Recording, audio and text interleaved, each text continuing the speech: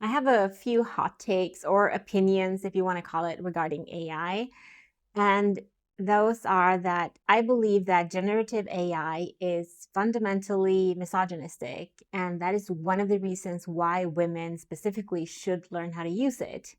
I believe that AI might not be as big of an environmental problem as we are led to believe.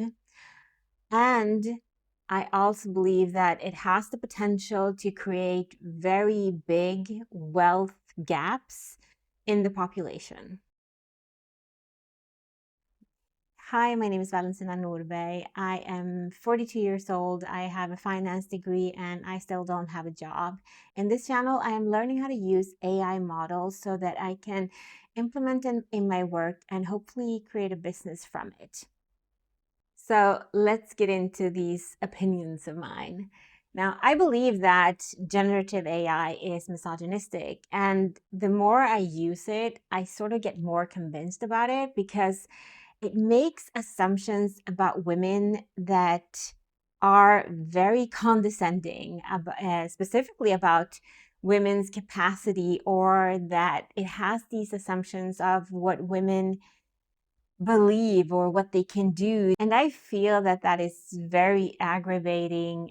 I am 42, I'm about to turn 43. I don't need an AI model that probably was trained by younger men, because the responses you get when you ask about um, different feminist actions can be mind-blowingly condescending unless you tell it to not do that. So that is problematic, but that is also one of the reasons why women need to use and learn how to use AI. Studies show that women are around 22% less prone to using generative AI. And that is very problematic because these AI models are being incorporated into major corporations. And if women don't learn how to use them, don't learn how to actually implement them in their work, we are at risk of falling behind. And in a society, or as society looks right now, where women are losing more and more of their autonomy behind legislation, it is important that we learn how to use these models that might not have been created for us specifically. And therefore, in order to not fall more behind in these gender gap when it comes to workspace, it is very important for us to know how to use them and to know how to use them well.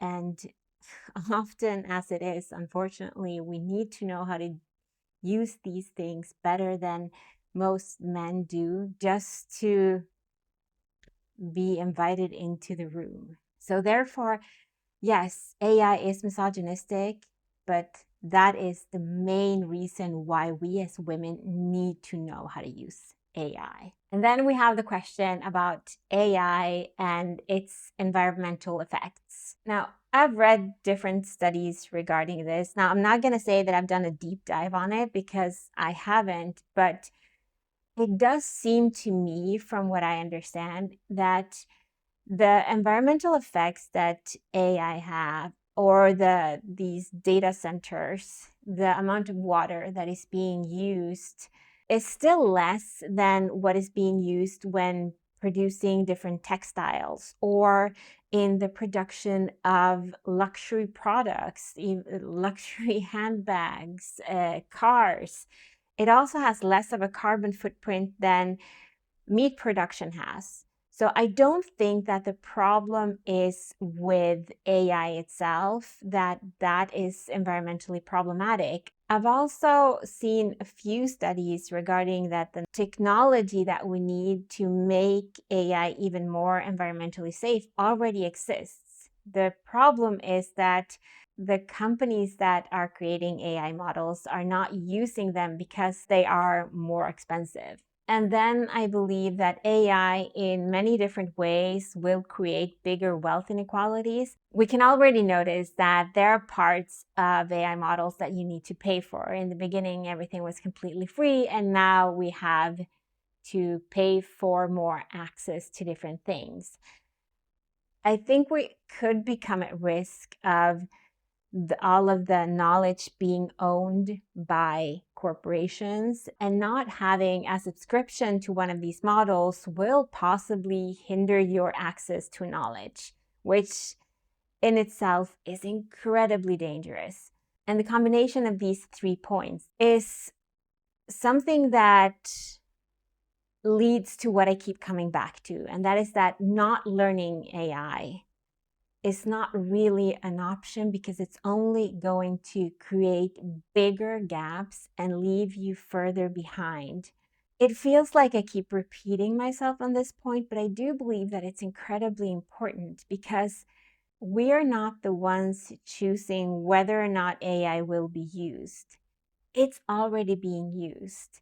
What you can do as an individual is just to further your own education whilst it's still free, in order to augment your knowledge and help yourself.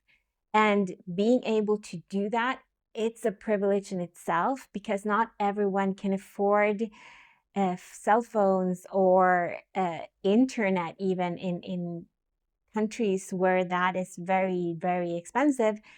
So the fact that we have that accessibility right now is something that we need to use in order to not fall further back, especially as individuals, because that can and will create gaps that we're not really even prepared for, I think. But AI has also created the opportunity for a lot of people to create wealth that they never thought they could have. And that is a positive thing.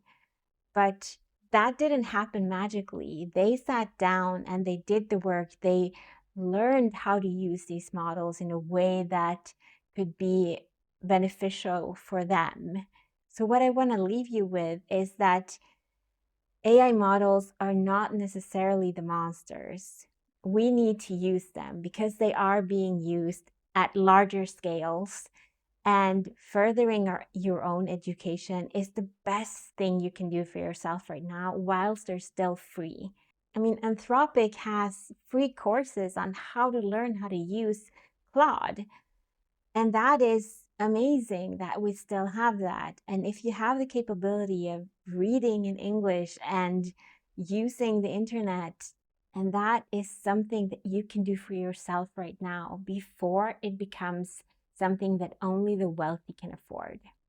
If this is something that interests you, if you're a woman that hasn't been in contact too much with AI, or if you're just someone that wants to see what this all leads to, please subscribe and follow along, because I believe that it's important to learn how to use these models, even if you're not really into tech.